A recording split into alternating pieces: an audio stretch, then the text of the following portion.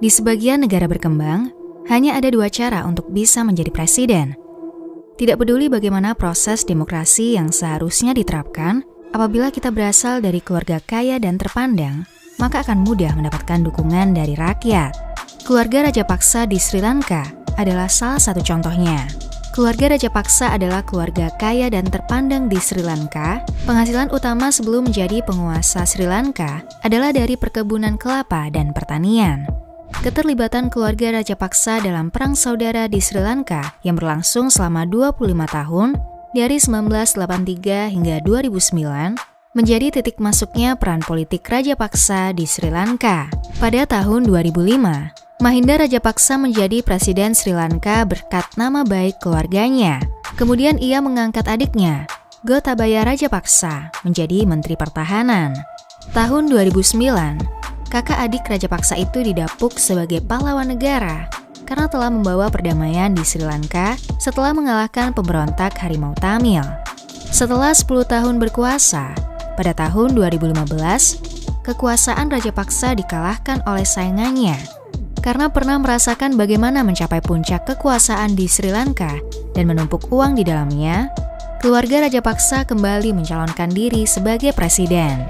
Gotabaya Rajapaksa yang memiliki latar belakang dari keluarga elit dan telah terjun ke pemerintahan sebelumnya, dapat dengan mudah mewujudkan niatnya menjadi presiden Sri Lanka.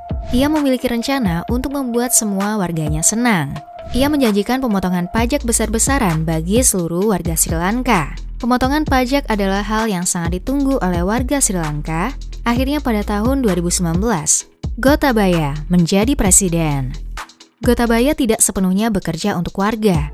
Ia memanipulasi rencana sesungguhnya, yaitu mencuri uang negara sebanyak-banyaknya. Tentu saja ia tidak dapat bekerja sendiri. Gotabaya mengajak sanak saudaranya untuk menjabat beberapa posisi di pemerintahan agar dengan mudah mencapai tujuannya. Di masa pemerintahannya, 75% anggaran negara telah dikuasai oleh keluarga Rajapaksa. Warga Sri Lanka merasa aman karena pemerintahannya diisi oleh sebuah keluarga yang membantu Sri Lanka keluar dari perang saudara. Namun pada tahun 2020, program pemotongan pajak yang ia janjikan telah mengurangi pendapatan negara sebesar 25%. Ditambah lagi dengan adanya pandemi COVID-19, menyebabkan pendapatan lain dari bidang pariwisata juga turun. Bagi negara ekonomi ketiga seperti Sri Lanka, kekurangan uang dapat mudah ditutupi dengan mendapatkan utang dari IMF, World Bank, ataupun Tiongkok. Pinjaman yang didapatkan bukan berasal dari kebaikan hati, tetapi ada jaminan yang harus dibayar ketika sudah mendapatkan dana utang tersebut. Ketika tidak dapat membayar, maka akan ada beberapa kontrol pemerintahan yang diambil alih. Kekuasaan keluarga Rajapaksa membawa Sri Lanka ke dalam keterpurukan. Karena pemerintahannya yang didominasi, maka anggaran yang masuk ke dana pemerintah dapat dengan mudah diambil alih ke dalam rekening pribadi keluarga Rajapaksa.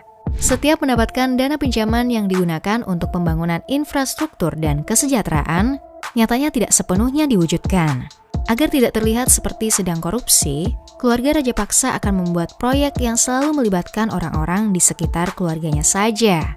Di bawah kekuasaan Gotabaya, utang luar negeri Sri Lanka naik 119% dari PDB pada tahun 2021. Dana tersebut digunakan untuk membangun bandara dan rumah sakit yang saat itu dinilai tidak terlalu penting bagi rakyat Sri Lanka. Di balik itu, dari utang luar negeri yang didapatkan Sri Lanka, sebesar $56 juta masuk ke dalam kantong Gotabaya. Selama berpolitik di Sri Lanka sejak tahun 1940-an, tidak pernah ada yang tahu seberapa besar kekayaan yang dimiliki oleh keluarga Rajapaksa. Selama ini, keluarga Rajapaksa membuka perusahaan cangkang atau rekening luar negeri untuk menutupi jumlah kekayaan yang dimiliki. Kemudian tahun 2021 terjadi kebocoran data dari 14 perusahaan keuangan di dunia. Aksi pembocoran tersebut dinamakan Kertas Pandora yang mengekspos akun keuangan luar negeri dan detail pemiliknya. Keluarga Rajapaksa termasuk di dalam kertas tersebut yang disebut menyimpan uang sebanyak puluhan juta dolar. Tentunya sangat mustahil jika hanya berisi dari penghasilan perkebunan dan pertaniannya.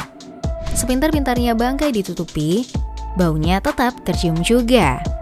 Warga Sri Lanka mulai merasakan adanya kecurangan yang dilakukan oleh elit pemerintahnya. Ketika mata uang asing Sri Lanka semakin menipis karena utang Gotabaya menumpuk, Gotabaya bersikap seolah Sri Lanka masih baik-baik saja. Bahkan ia meminta dukungan dari komunitas Buddha Sinhala untuk menyuarakan dukungan kepada pemerintah. Selain itu, Gotabaya meminta media Sri Lanka untuk terus menampilkan sisi baik pemerintahannya. Kebebasan pers Sri Lanka berada di peringkat bawah, 127 dari 180 di dunia. Memaksa media Sri Lanka tidak ada cara untuk menolak pemerintahnya. Untuk menghindari aksi protes karena Sri Lanka kehabisan uang, Gotabaya meminta bank untuk terus mencetak uang. Ia tahu resiko inflasi jika terus mencetak uang, namun hanya itu solusi yang ia punya. Kemudian cadangan mata uang asing Sri Lanka mulai habis dari wabah COVID-19, mulai merambah membuat Sri Lanka kehilangan penghasilan dari pariwisata sehingga tidak memiliki cadangan devisa yang cukup. Pada tahun 2021, hanya ada 1,8 miliar dolar dalam cadangan devisa Sri Lanka karena tidak cukup untuk membayar utang luar negeri pada pemerintahan Gotabaya. Gotabaya membuat kebijakan melarang impor pupuk dengan alasan bahwa Sri Lanka harus menjadi negara pertama yang menggunakan 100% pupuk organik di dunia. Padahal Sri Lanka hanya sedang menghabiskan dolar dan euro sehingga perlu mengurangi impor. Adanya larangan impor pupuk tidak membuat ekonomi Sri Lanka membaik. Panen beras di Sri Lanka menjadi turun sebesar 50%. Padahal beras adalah makanan pokok bagi jutaan orang di Sri Lanka yang kemudian memaksa pemerintah untuk mengimpor beras. Ditambah dengan perang Rusia-Ukraina yang dampaknya menyebabkan harga-harga naik, menambah kesengsaraan ekonomi bagi Sri Lanka. Akhir tahun 2021, Sri Lanka hampir kehabisan segalanya mulai dari makanan hingga kebutuhan pendidikan dan kesehatan. 500.000 orang telah masuk ke dalam tahap kemiskinan. Memasuki tahun 2022, inflasi Sri Lanka berada di 132%. Pemerintah menghentikan pembelian bahan bakar, membuat banyak warga kehilangan akses listrik dan mobilitasnya berkurang. Rakyat Sri Lanka mulai melakukan protes kepada pemerintah. Pada bulan April, pemerintah Sri Lanka mengumumkan kehabisan uang untuk membayar utang dan akan gagal membayar utangnya yang sebesar 51 miliar dolar. Hanya tersisa 50 juta dolar mata uang asing pada bulan Mei. Di tengah aksi protes dari rakyatnya, pada bulan Juli, Gotabaya dan keluarganya membawa jutaan uang rakyat keluar dari Sri Lanka dengan jet militer negara, meninggalkan Sri Lanka menuju kehancuran tanpa sedikit pun ada rasa bersalah.